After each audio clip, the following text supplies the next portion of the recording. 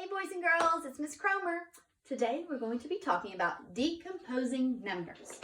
Now remember, decomposing means you break something down. So we're going to take a number and we're going to break it down into two parts, the tens and the ones. Today, more specifically, we're going to be looking at teen numbers. Okay, so we're going to be focusing with teen numbers.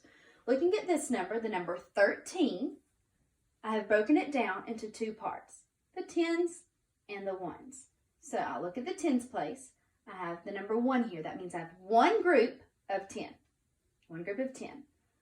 My ones place has the number 3. So I put the number 3 in this box. I have 3 ones.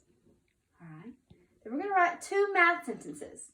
One math sentence that's going to show the number 13 composed, building up the number, the two parts that make the number 13. And one math sentence that's going to show the number 13 decomposed, breaking down the number 13. So my first math sentence shows a composing, the way that the number 13 is composed. So I have 10 plus 3 equals 13. All right. Then I'm going to write this math sentence a different way. And the way that I'm going to write it now is going to show it decomposed. All right. So I have 13 equals 10 plus 3. Now remember, when you have the equal sign, that means that the numbers on both sides of the equal sign, whatever's on this side is going to be equal to whatever's on this side. So an easier way you can also look at it is 10 and 3 more, where 10 plus 3 equals 13. So 13 equals 13. These numbers are the same. One is not greater than or less than the other side. They are the same. I like to think of that like a balance scale. You know how we have, when we were talking about measurement, we weighed things in class, and we had the blue balance scale where you could put different objects in each of its hand, right, or in each of the different containers. And if it went down, if this side went down, it means that it was heavier, and the side that's up is lighter. Well, think of your body is the equal sign or the balance scale, and you want both numbers on each side of the equal sign to be the same. Okay, this is the same thing. Just think of that balance scale. Think of when we used our arms to demonstrate that. So here's the middle of the balance scale, and on each side of the balance scale is the containers that we put the objects in, right? What's helping us, what we use to measure weight with. 13 is equal to 13. They're the same. All right, so keeping that in mind, we're going to work with some more examples. All right, I'll give you 2 more examples. We're going to start off and we're going to show different ways to show this number, okay? Decomposing or breaking down this number with some visuals. We have the number 12, all right? So when I see the number 12, I'm going to look at this first place right here. That's the tens place, all right? That's going to show me how many tens I have. In this place, I see the number 1. So I say, okay, I have one group of 10. So right here, I'm going to write one group of 10. All right. And then this number, that's my ones place. So that says that I have 2 ones. So I'm going to write the number 2. So 10 plus 2, 10 and 2 more makes the number 12. All right. Remember, this is called a number bond.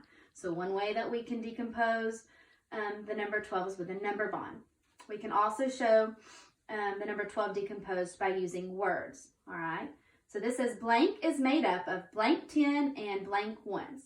So the number 12 is made up of how many tens? Do you remember how many tens was in the tens place?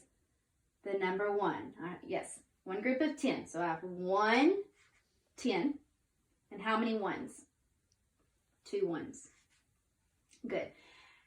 The reason why I do not have to write the number 10 here is because it has the word 10 after it. So when I read it, it reads 1 10 and 2 ones. Okay, one group of 10 and 2 ones. All right, now let's look at our tens frame.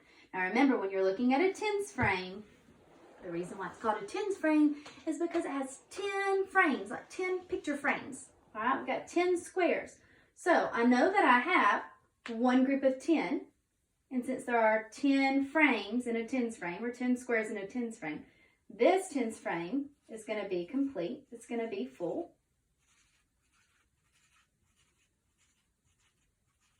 Okay, then I have 2 ones. So I'm going to color 2 frames in my next tens frame. I'm not going to color all the squares in my second tens frame, because if I colored all of the squares, that would mean I'll have 20.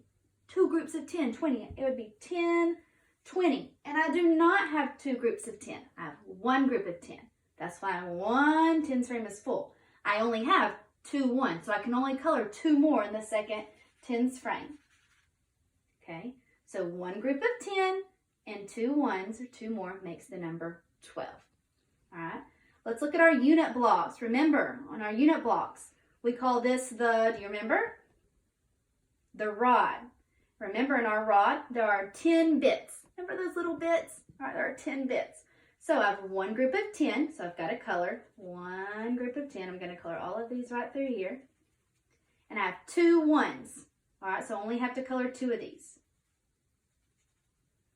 There you go. 1 rod and 2 bits makes the number 12.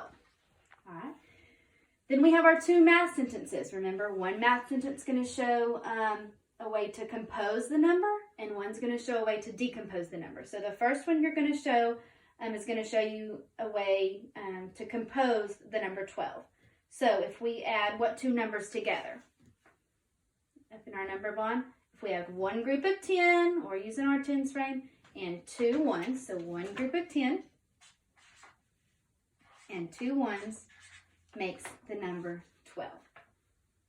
All right. Now, I can't just write the number 1 for 1 group of 10s, because if I did, I'd have a 1 plus 2 equals 12. Does 1 plus 2 equal 12? No, 1 plus 2 equals 3. So we have to make sure, since the word 10 is not after it, that we write 1 complete 10, all right? And then the second math sentence is going to show us decomposing the number 12. So we're going to start with 12. 12 equals 1 group of 10 and 2 ones. Okay? All right, let's try one more. All right, do you know what number this is? 19. If you said 19, you got it right. Looking at the number 19, let's look at our number bond first. All right? Look right here at the number 19. Look in the tens place. How many groups of 10 do you see? All right, you see 1 group of 10. I'm going to write the number 10. I'm not just going to write the number 1. All right, the number 1 and the number 10, those are 2 different numbers. I don't have the word 10 after this circle, so I have to write the whole number on 10. All right, 1 group of 10. Then I look in my ones place. How many ones do you see? You should see 9 ones. All right, so 10 and 9 more, or 10 plus 9 equals 19. Now I'm going to use words to show how I can tell about the number 19. 19 is the number we're talking about. 19 is made up of how many tens? Good. 1 10 and 9 ones. All right, moving on to our tens frame. We know that there is 1 group of 10, so we're going to color in 10 of our boxes. I bet some of you at home are saying, "That's sloppy, Miss Cromer." I'm just trying to do a quick little coloring so it doesn't take as long. All right, so I've got 1 group of 10, and how many ones do I have? I have 9. Am I going to color in all of this tens frame? No. If I color in all of this tens frame, I would have 20. 10, 20, because remember, if they're all full, you can count by tens to make it faster.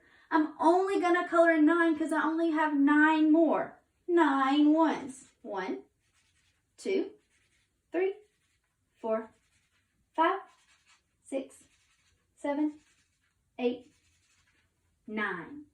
All right, 1 group of 10 and 9 more makes the number 19. Using my unit blocks. Remember, this is called a rod, and there's how many in a rod?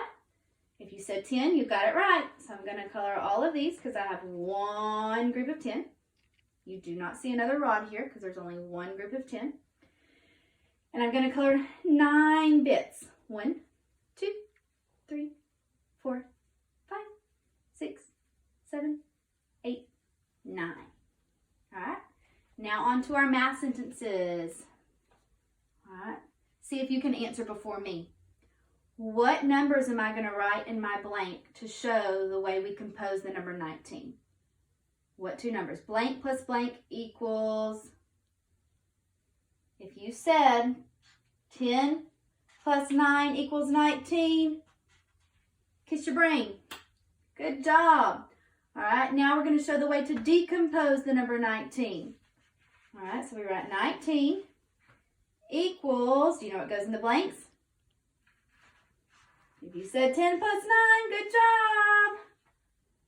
All right, so we have shown how to compose the number 19 and how to decompose the number 19. All right, so the important thing to remember when you are decomposing a number, you are breaking it down. All right, so sometimes let's do it like this. So if you have the number 18, and you decompose it, you break it down, sometimes you might see something like this. It's going to have some empty boxes and empty lines. All right. So if I have the number 18, all I've got to remember is, okay, I've got to break it down into tens and ones. So what's going to go in my first box? Well, I'm going to look at the tens place and I see a number 1. But I'm not just going to write a 1. I have to write the whole number 10 because there's no words after here that says 10. If I write a 1, everybody's going to think that I'm just talking about the number 1. And I'm not talking about the number 1. I'm talking about how many tens there are. So I have to write the number 10. Okay? Then I look at my ones place. I have the number 8. So I'm going to write the number 8. Kind of pretend like there's an imaginary equal sign right here. And what's down here has to equal the same as what's up here. Okay? So if I had 10 plus 8, what's that going to equal? It's going to equal 18. 18, there's my equal sign. And remember, we want both numbers on each side of the equal sign to be the same. So 18 equals 18. Okay? Then we have our math sentence. Now, I know there's one missing. The composing math sentence is missing. But I want to see if you can fill in the decomposing math sentences. That's what we're focusing on in this lesson. Okay? So, what number is our number we're focusing on? Oh, 18. Okay? And then what two numbers are you adding together? The only two left, right? 10 plus 8. You got it? All right. I hope you were paying attention, and I hope you take that, soak it into your brain, and lock it in. And when it comes time to do your test to show what you've learned, I hope you do a wonderful, wonderful job. All right. If your parents have questions, they can message me. And I miss everybody. Good job. Talk to you later. Bye.